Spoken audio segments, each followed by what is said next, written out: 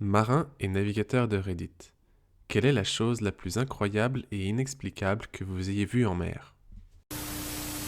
J'ai navigué sur un brigantin en acier à 2 mâts de 134 pieds. Enfin une question à laquelle je peux répondre. On naviguait de nuit à travers une zone riche en productivité biologique dans l'Atlantique Nord. Mon compagnon de cabine était de garde à la poupe et j'étais sur le pont arrière en train de donner un coup de main au lieutenant pour diverses tâches. J'ai soudain entendu mon compagnon de cabine crier mon nom et me dire que je devais le rejoindre à la poupe aussi vite que possible. Quand j'y suis arrivé, j'ai vu 7 ou 8 dauphins nager à travers une eau bioluminescente juste sous la poupe de notre navire. Tout leur corps luisait d'une lumière verte. C'était une scène tirée tout droit d'un rêve. Ils avaient l'air de torpilles luminescentes. En regardant vers l'horizon, on voyait des taches vertes partout. Il devait y avoir pas moins de 30 dauphins qui nous tournaient autour. On a réveillé presque tout l'équipage pour qu'ils viennent voir. C'est définitivement quelque chose dont je me rappellerai toute ma vie. J'ai travaillé sur un bateau de croisière durant 7 mois et je m'occupais des enfants sur la croisière pendant que leurs parents faisaient la fête. Durant certains moments de la journée, on interdisait l'accès à l'aire de jeu aux enfants plus âgés et laissait uniquement entrer les enfants de moins de 2 ans accompagnés de leurs parents. Une dame est arrivée au portail avec une poussette double dans laquelle se trouvaient les 2 bébés les plus laids que j'ai jamais vus de ma vie. Elle a demandé si elle pouvait entrer avec ses bébés. Bien sûr, je la laisse entrer, mais on aurait dit que quelque chose clochait. Elle a retiré les bébés de sa poussette et les a déposés sur le tapis où on mettait les jouets, au milieu de la salle. C'est à ce moment que j'ai compris ce qui clochait chez ces bébés. C'étaient des poupées. La dame prenait des photos de ces poupées avec les jouets et faisait comme si elles étaient vivantes, en les appelant par leur nom et tout et tout. J'ai juste regardé ma collègue et elle m'a répondu avec la même expression de choc et d'horreur que j'avais sur mon visage. On n'avait aucune idée de quoi faire ou dire. La nouvelle a vite circulé jusqu'au reste de l'équipage à son sujet.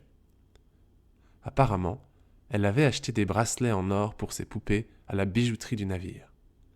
Cette dame était de loin la chose la plus incroyable et étrange dont j'ai jamais été témoin en mer. Je faisais du canoë sur la côte en Floride et ma femme m'a dit « On va ramer jusqu'à ce rondin de bois ». On l'a fait et juste avant de l'atteindre, le bout de bois a reniflé bruyamment et est parti à la nage. J'étais pétrifié. Ma femme riait parce qu'elle savait que c'était un lamentin et elle savait ce qui allait arriver. Elle a grandi en Floride. Le moment le plus terrifiant de toute ma vie a été une rencontre avec un lamentin.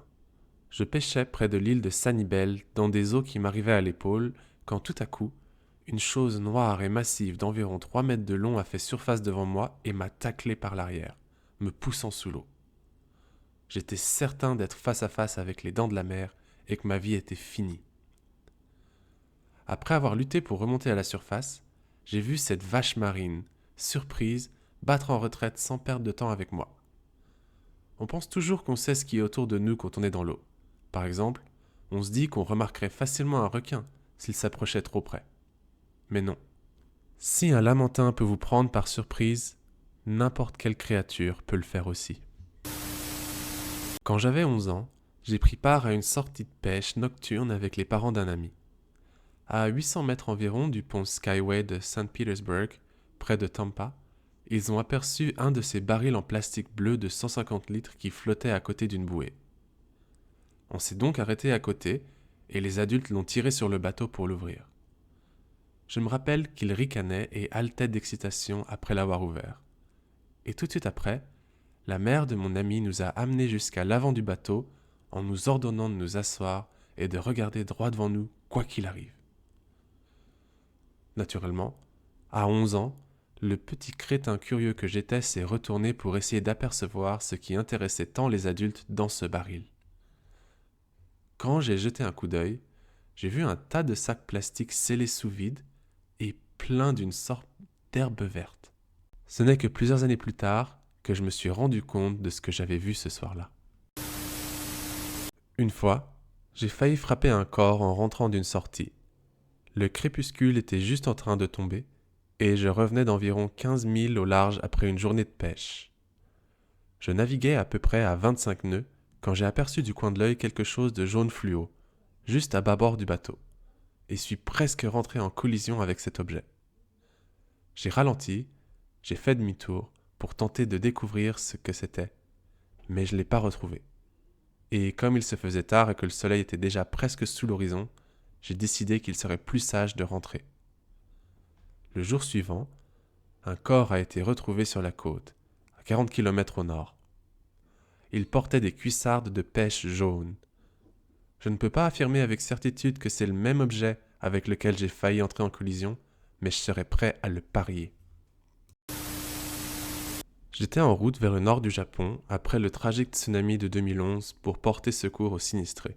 J'étais avec les Marines US. Je suis sorti sur une passerelle pour allumer une cigarette après avoir passé plusieurs jours sans voir la lumière du soleil. Il y avait un brouillard très épais et il neigeait, mais je ne savais pas que c'était ça la raison. Le navire était réduit à un train de tortue. Tout était très silencieux et paisible. Après avoir fumé cigarette sur cigarette pendant 10 à 15 minutes, j'ai commencé à entendre le bruit de choses qui venaient taper sur la coque du navire. J'ai d'abord eu du mal à voir, mais une fois que j'ai vu le toit d'une maison et un berceau flotter, j'ai compris où on était. Je suis retourné à ma cabine pour ramener quelques amis. On est tous sortis sur le pont et on a observé en silence la vie des gens qui flottaient à côté de nous. C'est pas super dingue ou bizarre, mais c'est quelque chose que je n'oublierai jamais. On a passé les 10 jours suivants à gérer une météo capricieuse et des journées de ouf, mais j'ai fait ma part dans l'opération de nettoyage. Pour ceux qui veulent en savoir plus, un lien est dans la description de la vidéo. Les mouvements du bateau, quand on plonge dans le creux d'une vague et qu'on ne peut rien voir par-delà la crête. La seule fois où ça m'est arrivé, j'avais 17 ans et je faisais un tour près de l'île Big Edge, dans les îles Marshall. On s'approchait de l'île, mais on devait d'abord passer à travers un bras de mer. Dans un Boston Whaler de 22 pieds, soit un peu plus de 6 mètres, on était complètement au creux de la vague avant que je doive accélérer pour passer chaque vague. Pour faire court, j'étais terrifié parce que ce bras de mer en particulier était bien connu pour la présence de tonnes de requins toujours en attente. Donc, j'ai pris mon temps et tout doucement, on a réussi notre traversée. Mais je me rappelle vivement les quelques secondes entre chaque vague à contempler la beauté de ce piège mortel. J'ai vraiment mérité mon permis de navigation ce jour-là. Le partenaire de ma mère est pêcheur en mer. Quelques-unes de ces anecdotes me reviennent en mémoire. Le nombre incroyable de grands requins blancs qu'ils rencontrent lorsqu'ils sont au large. Ils doivent évidemment être attirés par les appâts qu'ils utilisent. Il m'a raconté des histoires de requins qui les entouraient et les harcelaient, parfois pendant plusieurs jours, et les forçaient à rentrer au port. Les vagues scélérates. Tristement, le nombre de pêcheurs tués par ces vagues monstrueuses est trop élevé.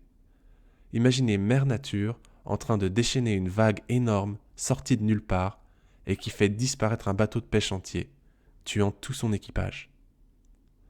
Il a pris part à de nombreuses recherches pour retrouver les corps de pêcheurs disparus en mer. Notamment en remontant ces corps à bord de son bateau et se coordonnant avec la police durant les recherches.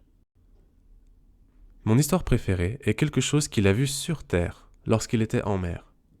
Sur une côte incroyablement isolée et accidentée, à l'ouest de la Tasmanie, l'équipage a remarqué qu'un chien se promenait sur la plage. En s'approchant, ils ont vu qu'il reniflait des gros tas d'algues et qu'il marchait différemment d'un chien normal.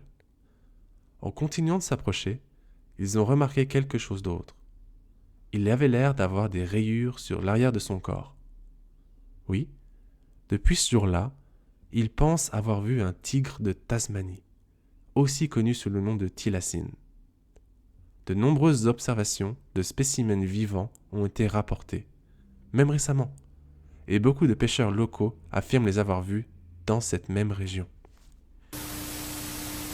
Le plus incroyable est l'absence de son du vent. Quand on est sur Terre, le vent bruisse à travers les arbres, fait bouger les carillons à vent, les oiseaux gazouillent, etc.